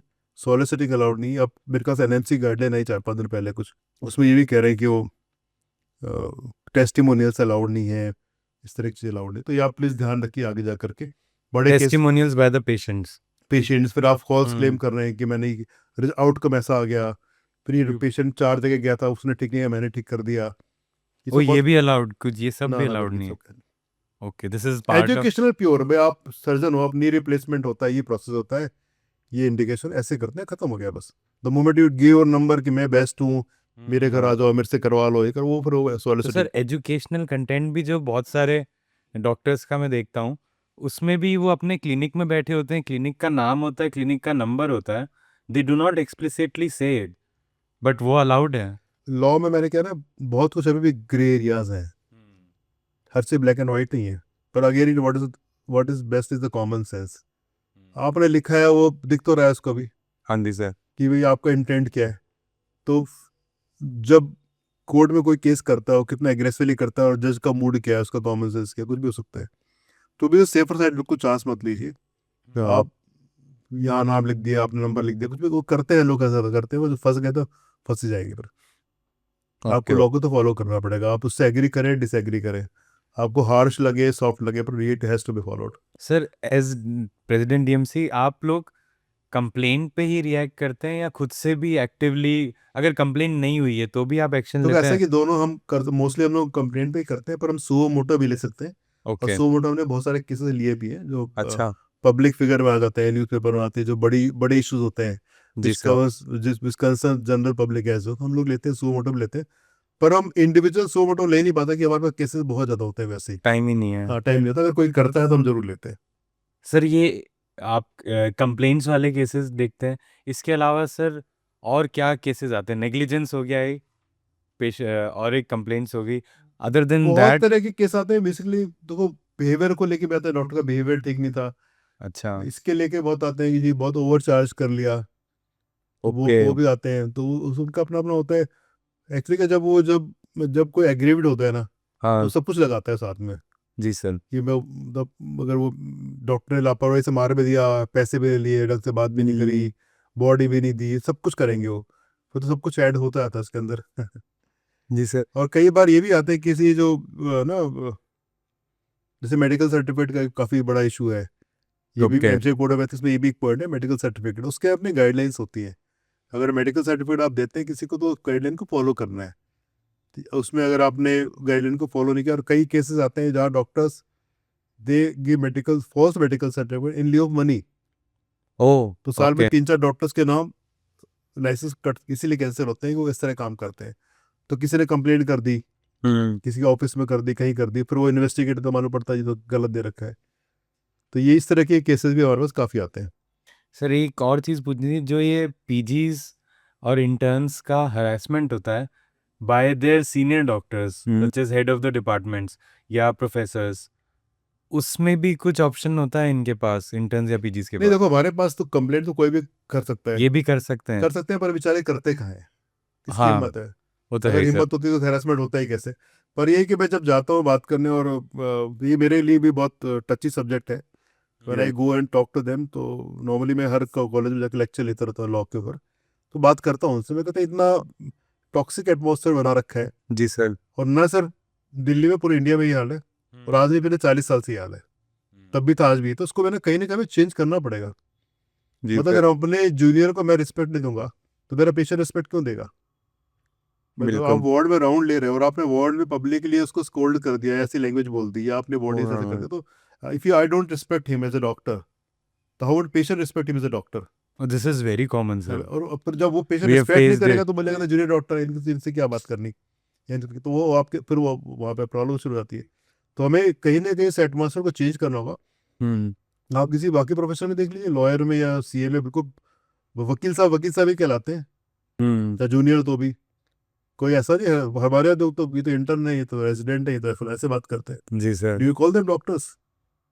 यही कहता है रेजिडेंट हाँ, आते हैं, रेजिडेंट है। कब कहते हैं डॉक्टर ये भी।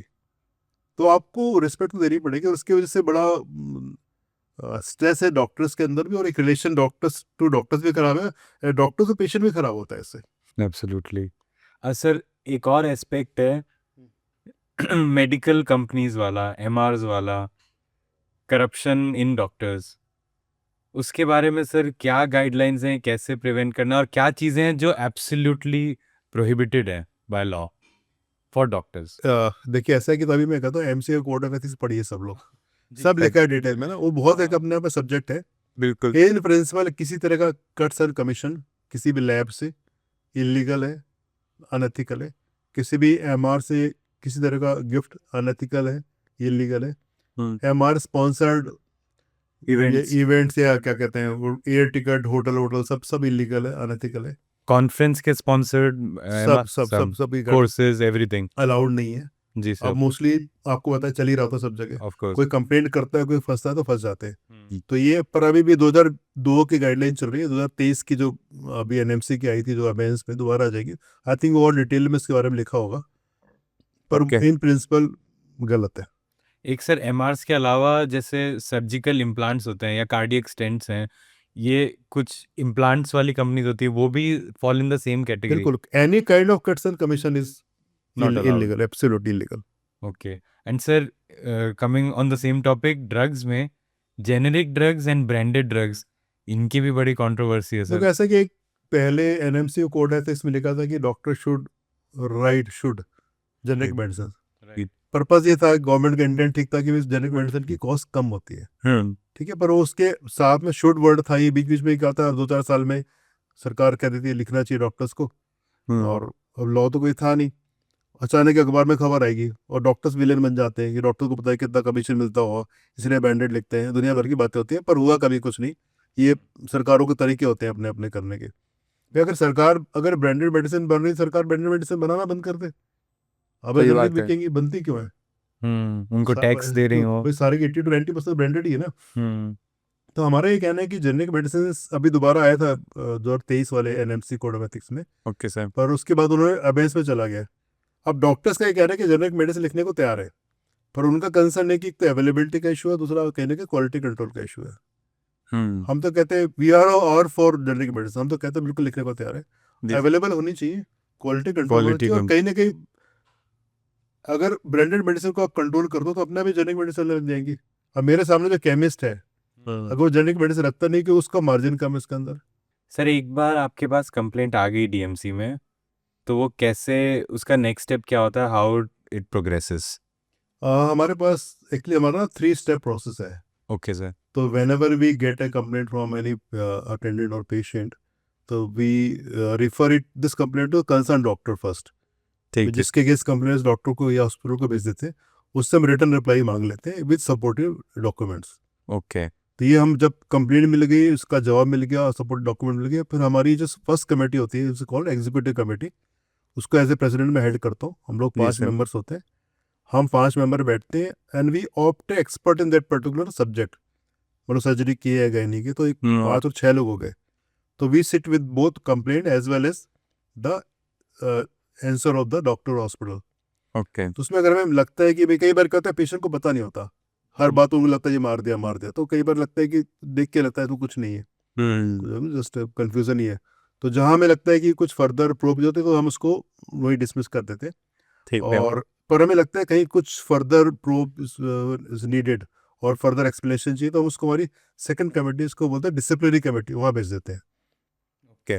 अब डिसिप्लिनरी कमेटी जो केस होते हैं, disciplinary committee is a larger body, उसका एक चेयरमैन होता है, उसमें डीएमए रिप्रेजेंटेटिव होता है, उसमें 3 नॉन मेडिकल मेंबर्स भी होते हैं, नॉन डॉक्टर्स भी होते हैं, एक एमएलए होता है, एक लॉयर होता है, एक एमिनेंट सिटीजन होता है, जी सर। और उसमें एक्सपर्ट्स होते हैं। अब ये disciplinary committee this calls doctors as well the complainant multiple times depending on requirement. वहाँ पे क्रॉस एग्जामिनेशन होता है, दोनों से सवाल पूछे जाते हैं हमने सामने बैठा के, और दोनों की ग्रीवेंसेस नोट की जाती है। अब जो भी अब इसके बाद ये अपना एक वर्डिक्ट देते हैं जो इनकी रिकमेंडेशन होती है। तो वट एवर द वर्डिक्ट और डिसिप्लिनरी कमेटी और the executive committee, it goes to the final council. Third step में पूरी काउंसिल इकट्ठे बैठती है, हम 25 मेंबर से बैठ जाते हैं। या दोनों डिसीजन, चाहे एग्जीक्यूटिव का हो, कुछ भी हो, प्लस माइनस, और डिसिप्लिन के सारे डिसीजन हमारे सामने आते हैं। अगेन मैं हेड करता हूँ पूरी उस कमेटी को। हम वहाँ पे उनके डिसीजन को री एग्जामिन करते हैं, and this council has power either to accept or reject or modify the recommendation of earlier two committees. तो ये कोई भी कंप्लेंट 3 स्टेज में निकलती है, एग्जीक्यूटिव, डिसिप्लिन, फाइनल काउंसिल। जी सर। तो ये, और तीनों में एक्सपर्ट्स होते हैं, तो ये मतलब मल्टी स्टेप है। तो जहाँ पे बहुत इस बात की पॉसिबिलिटी बहुत कम है कि आप किसी के प्रति अनफेयर रहोगे, क्योंकि 3 स्टेप प्रोसेस होता है। तो that's how we address all the complaint in our council. पर सबसे इंपॉर्टेंट बात जानने की ये है कि जो फर्स्ट स्टेप होता है executive committee, and executive committee mostly decides based on documents only. हमने अब बुलाया नहीं कंप्लेंट के डॉक्टर को, हमने आपके डॉक्यूमेंट देखे, आपकी उसकी कंप्लेंट देखी और आपका जवाब देखा। जी सर। तो इसमें काफी टाइम, मतलब मोस्ट ऑफ द केसेस में आपको ये मालूम पड़ जाता है कुछ है कि नहीं है। So then again re-emphasizes the importance of documentation. Documentation. अगर आपके डॉक्यूमेंट प्रॉपर है, आपने काम ठीक से किया है पर प्रोटोकॉल, तो उससे आपको एग्जीक्यूटिव में आपका केस खत्म हो जाए, आपको डिसिप्लिन में ना बुलाए, तो आपको कितना हरासमेंट बच गया ये आप देखिए। तो that again reemphasizes the importance of documentation proper. Sir patient उसके बाद, आप अगर एग्जीक्यूटिव कमिटी से डिसमिस हो गया, तो उसके बाद patient can still go to other. Executive और डिसिप्लिनरी कमेटी खाली रिकमेंडिंग बॉडी है, इनके अगर डिसमिस होगा तो भी काउंसिल में जाएगा। अच्छा। हाँ। ओके। फिर काउंसिल के ही फाइनल वर्डिक्ट होता है, काउंसिल के revise the decision of executive, ऐसा नहीं होता। जी सर। पर वो मोस्टली मालूम पड़ जाता है कि क्योंकि उनका एक अपना ना, अगर वो उसको रिजेक्ट करेंगे तो एक हमेशा रीजन देते हैं, स्पीकिंग ऑर्डर होता है कि क्यों रिजेक्ट किया, तो रीजनिंग होती है हमेशा। तो सर डॉक्टर के पास एक तो एग्जीक्यूटिव कमेटी से जाएगा लेटर या इन्फॉर्मेशन, और लीगल नोटिस भी डायरेक्ट आते होंगे। हाँ, वो तो पेशेंट के पास, देखो पेशेंट को अगर डॉक्टर के कंप्लेंट करनी है, जी तो सर। दिल्ली मेडिकल काउंसिल या अदर एवेन्यूज भी हैं। वो कंज्यूमर कोर्ट में जा सकता है, वो पुलिस में जा सकता है, वो सिविल कोर्ट में जा सकता है, वो एनएचआरसी में जा सकता है, जाते हैं लोग। तो नोटिस वहां से आते हैं। पर कई बार दिल्ली में हमने देखा कि मोस्ट ऑफ द केसेस वो हमें रेफर कर देते हैं, क्योंकि हम ही लोग एक्सपर्ट बॉडी है इसके। ओके। और पुलिस, हमारी जितने केसेस ऑलमोस्ट 30% पुलिस से आते हैं। तो लोग पुलिस में कंप्लेंट करते हैं, सीधा कुछ हो गया सीधे पुलिस को कॉल कर देते हैं, उनको तो पता नहीं कहाँ जाना है लोगों को, अवेयर की डीएमसी जैसे कोई चीज होती है। अब पुलिस और हमें रेफर कर देती है फॉर आवर ओपिनियन। तो whatever our opinion then accordingly police works. तो ऐसे भी चलता रहता है। तो सर एज अ डॉक्टर अगर एक बार लीगल नोटिस या डीएमसी का नोटिस या कुछ आया तो what should be the next step? DMC में करने से पहले वो कम से डॉक्टर्स को भी भेजते हैं नोटिस, पेशेंट अपना, कि भाई ये कंप्लेंट अगर आप जो भी उनका भेजो नहीं तो करेंगे। तो ये हमारे कहने की अगर आपके पास कोई डॉक्टर के पास कोई कंप्लेंट आती है, किसी कोई नोटिस आता है, तो 2-3 बातें इंपॉर्टेंट है। तो एक तो डे 1 पे आपका जो इंडेमनिटी इंश्योरेंस कंपनी है उसको आप इन्फॉर्म जरूर करिए, ठीक है। क्योंकि आपने इंश्योरेंस लिया, अगर कल को कोई फाइनेंशियल कॉम्पनसेशन होता है तो इंश्योरेंस कंपनी पे करेगी। आप डे 1 पे इन्फॉर्म करिए बाई मेल, और उनको एंगेज कर ली साथ में। जी सर। और मोस्टली अपना लॉयर भी प्रोवाइड करते हैं, तो ये बहुत इंपॉर्टेंट है। दूसरा, जब आपसे जवाब मांगा जाएगा तो आप पूरा रिटर्न रिप्लाई बनाइए। इसमें मेडिको लीगल कंसल्टेंट्स की इंपॉर्टेंस है यहाँ पे। जो आपका जवाब होता है, पहला जवाब जो लिखते हैं आप, दैट इज़ वेरी इंपॉर्टेंट, क्योंकि वही जवाब आखिरी तक आपको डिफेंड करता है। तो उसमें क्या बातें पूछी गई उनका to the point relevant answer देना चाहिए, यहाँ तक की बातें नहीं करनी चाहिए। तीसरा, जैसे मैंने कहा कि जो डॉक्यूमेंट्स हैं वो ऑनेस्ट होने चाहिए, फोर्जरी वगैरह नहीं होनी चाहिए, सब कुछ ऐसा होना चाहिए ना। जी सर। सब कुछ ऐसे करें। बाकी तो जब आपको बुलाया जाता है तो ज़्यादातर, मतलब मैं सिर्फ मेडिकल काउंसिल की बात नहीं कर रहा, जो इवन सिविल जजेस भी होते हैं, they are very understandable, they understand कि मेडिकल इज कॉम्प्लेक्स साइंस। अगर आप हर जगह डॉक्टर को डर लगा रहेगा तो कोई डॉक्टर सर्जरी नहीं कर सकता कभी। ये तो आउटकम है हमारे सर। हाथ में है नहीं, तो उनको भी बिल्कुल। समझते हैं। तो हम भी देखते हैं भी आपने उस सर्कमस्टेंसेस में पेशेंट के लिए बेस्ट किया विद द प्रॉपर इंटेंट। अल्लाह आपने बहुत ग्रॉसरी गड़बड़ नहीं की तो हम ठीक है मान के चलते हैं, कोई नेग्लिजेंस नहीं है यहाँ पे। ये सब बातें आपको अप्रूव करनी होती है। तो ऐसा नहीं, मतलब ज़्यादातर केसेस में ये पेशेंट की अंडरस्टैंडिंग गलत होती है, इसलिए केस करते हैं। तो कभी आया तो पैनिक मत होइए। मैंने बहुत जगह देखे डॉक्टर इतने पैनिक हो जाते हैं, घबरा जाते हैं बेचारे कि क्या होगा। कुछ नहीं होता, अगर आपने सही काम किया और सही डॉक्यूमेंट किया तो टेंशन। पॉसिबिलिटी 90% केस में एंड में कुछ नहीं होगा। हरासमेंट हो सकता है यहाँ पे, पर एंड में कुछ नहीं होगा, और इंडेमनिटी है तो पैसे भी बच बच जाएंगे। जाएंगे मुझे। जी सर। सर ये कंज्यूमर कोर्ट्स और ये कंज्यूमर प्रोटेक्शन एक्ट्स, ये थोड़ा सा इसके बारे में कंज्यूमर बताओ सर। प्रोटेक्शन एक्ट तो एक बड़ी लंबी कहानी थी। 1986 में कंज्यूमर प्रोटेक्शन एक्ट इंडिया में आया था। जी सर। तो ये कंज्यूमर्स के राइट के लिए ऐसे एक्ट आया था, उसमें मेडिकल प्रोफेशन की बात नहीं थी कहीं। अच्छा। ये बात जनरल लॉ, कोई भी कंज्यूमर, आप टीवी खरीदते हैं, आप कुछ भी खरीदते हैं, तो कुछ आपके राइट्स को प्रोटेक्ट करने के लिए था। शुरू में देवाज एम्बिग्यूटी कि मेडिकल प्रोफेशन इसके अंदर आना चाहिए कि नहीं आना चाहिए। ओके। ये कई साल चलता रहा, फिर केस चल गया। आपने बड़ा VP Shanta versus IMA case चला था काफी लंबा। अच्छा। तो उसमें कई कोर्ट में गए, फाइनली बताता हूँ, वैसे लंबी कहानी है, पर फाइनली सुप्रीम कोर्ट में 1994 में वर्डिक्ट आया था कि doctors are also included in consumer protection act. Okay. तो वहाँ फाइनली डिसाइड होगा कि कंज्यूमर प्रोटेक्शन एक्ट में डॉक्टर्स के अगेंस्ट केस हो सकता है। उसके बाद ये फ्लड गेट खुल गया, मान लीजिए। और कंज्यूमर कोर्ट में बहुत सारे केस डॉक्टर्स के अगेंस्ट होते हैं, और वहाँ पे मोस्टली ये फाइनेंशियल कॉम्पनसेशन की बात होती है। Okay sir. और इसमें देखो, बात समझने की है कि जो डॉक्टर्स को बताना चाहता हूँ मैं कि आप 2 तरह के पेशेंट होते हैं, तो कुछ से फीस लेते हो, कुछ को फ्री देखते हो। अगर मैं अपने क्लिनिक में दिन में 10 पेशेंट देखता हूँ, 10 में से मान लीजिए मैं 1 से पेमेंट लेता हूँ और 9 को फ्री देखता हूँ, तो 10 के 10 पेशेंट इंक्लूडेड है सीपीए के अंदर। Even free patient can file A case against doctor in consumer protection act. Okay. Even जो गवर्नमेंट हॉस्पिटल्स है, सपोज वहाँ तो पेशेंट पे नहीं करते, सर। पर कुछ सर्विसेज के लिए पे करते हैं। इसका ये लॉ ये कहता है, unless all the services are free for all the patients, you are not out of CPA. Okay. अगर आपके सरकारी अस्पताल में बेड फ्री है, दवाई फ्री है, मान लो एक्सरे के पैसे लग रहे हैं उसके, सीटी स्कैन के पैसे, तो आप सारे के सारे पेशेंट, सारी सर्विसेज आ गए। ओके। क्लियर? ये बहुतों को पता होना चाहिए। ये तो फिर पॉसिबल ही नहीं है, सब कुछ तो फ्री कहीं भी नहीं है। मतलब हाँ, प्रैक्टिकली कहीं भी नहीं, मान के चलिए। एम्स में भी कुछ तो पैसे लगते हैं किसी के। आप एम्स में हजारों लाखों पेशेंट आते हैं, अगर एक पेशेंट से भी आपने पैसे ले लिए सीटी स्कैन के, तो लाखों के लाखों पेशेंट सीपीए के अंदर आ गए, चाहे उनका सीटी स्कैन हुआ है चाहे नहीं हुआ। नहीं हुआ, कुछ भी हुआ। हाँ तो चाहे 1 रुपया नहीं दे रहे हो। बिल्कुल सर। तो एक सीपीए में ये है ऐसा है कि आप तो प्रैक्टिकली मान के हर कोई सीपीए के अंदर आता है। इसकी ना ब्रॉडली टेली कंसल्टेंसी की बात करते हैं। सपोज आपसे मुझे किसी ने फोन किया कि जी हेडेक हो रहा है, मैं जो प्रोसेस खा के सो जाओ दी, ठीक है, कॉमन है सर। जी सर। और कल को कुछ हो जाए उसको, सपोज कुछ फिट्स पड़ जाए। केस था वो एंटीनेटल एडी का केस था।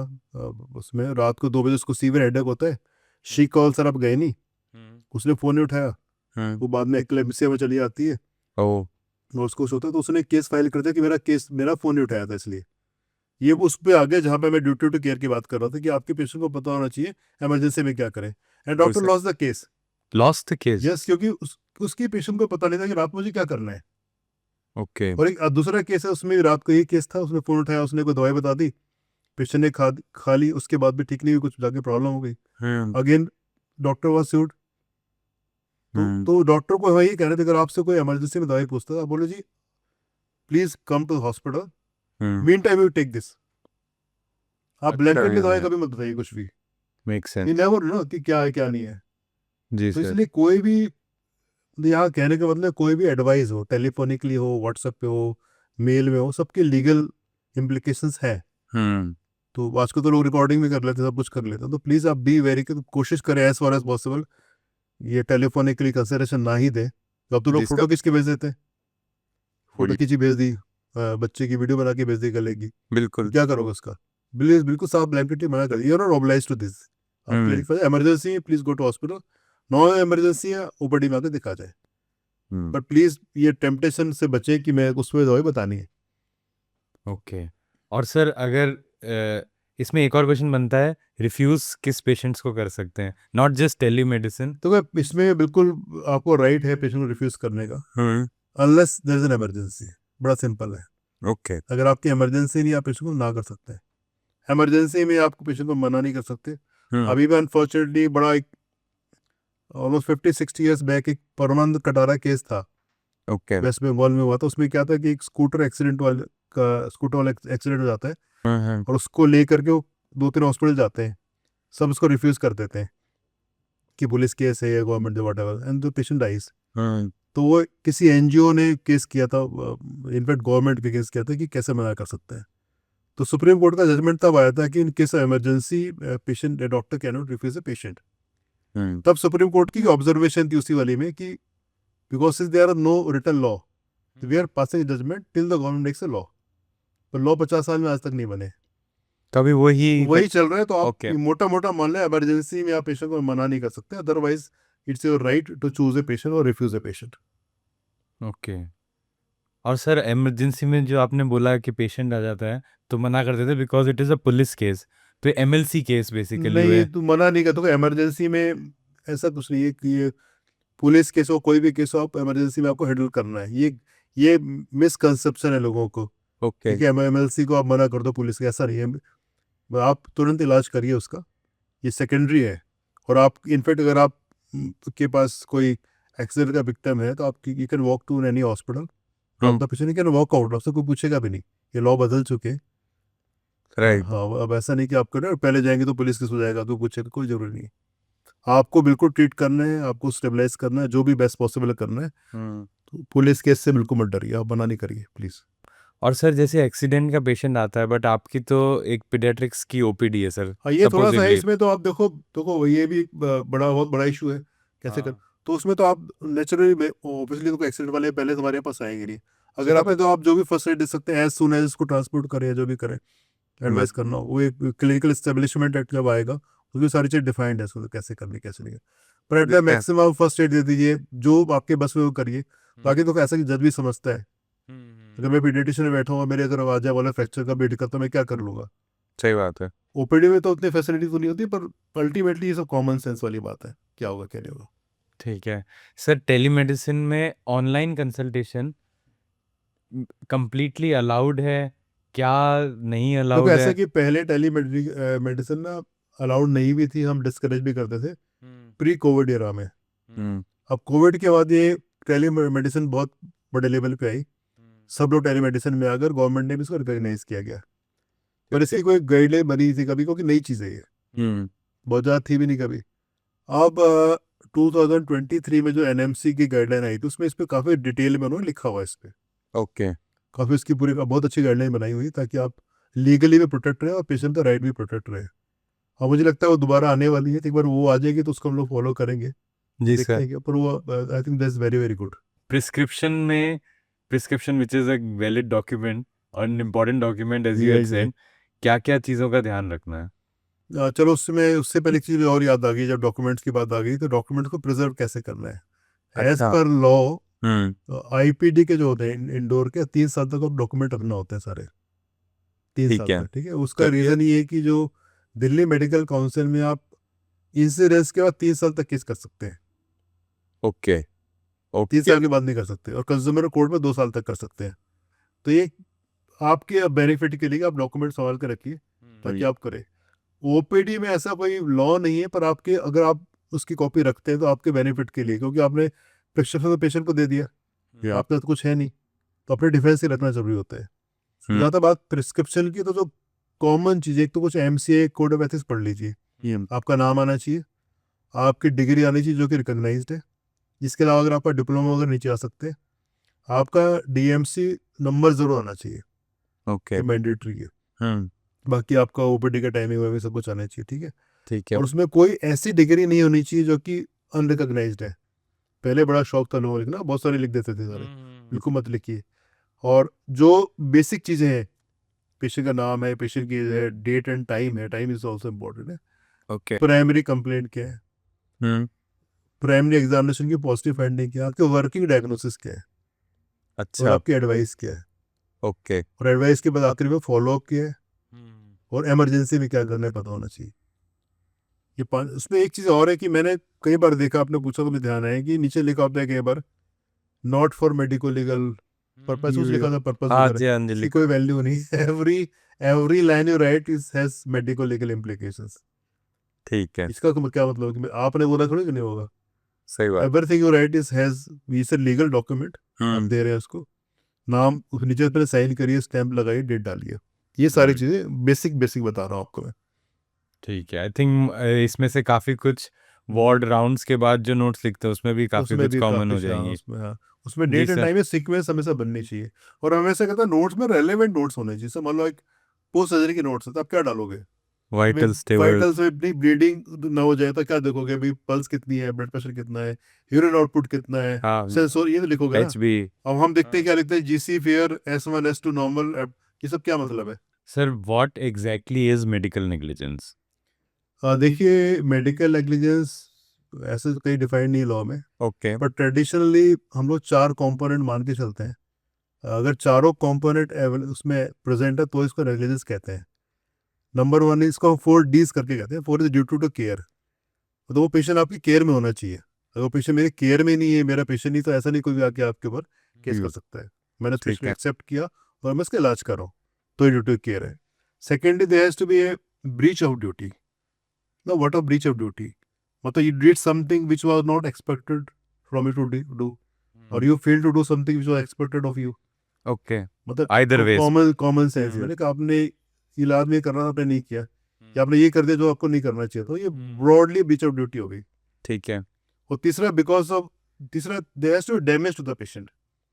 राइट ब्रीच ऑफ ड्यूटी पर उससे कोई डैमेज नहीं हुआ तो भी नेग्लिजेंस। और चौथा, इन दोनों के बीच में रिलेशन होना चाहिए, direct relation between that breach of duty and damage to the patient. Okay मतलब ऐसा नहीं कि सही बात है। भी आपने कुछ एक्ट ऑफ ओमिशन और कमीशन कुछ और रहा और डेथ किसी और वजह से हुई हो, तो दैट इज नॉट नेग्लिजेंस। तो 4 एलिमेंट होने चाहिए, चारों में से अगर एक भी मिसिंग है तो नेग्लिजेंस नहीं है। ठीक है due to care, breach of duty, damage to the patient and direct relation of damage to the breach of duty, तो ये जाके इसको नेग्लिजेंस कहते हैं। Sir, it was an amazing conversation. So much more to ask, and I think हम follow-up session करेंगे sir. But thank you anyways for coming to this podcast. It was lovely talking to you sir. Thank you very much. So, guys, this was a brilliant podcast with Dr. Arun sir. I hope everybody learned something out of it. So, if you liked it, please share it with your friends, with all the medicos, and subscribe for more such content. Thank you.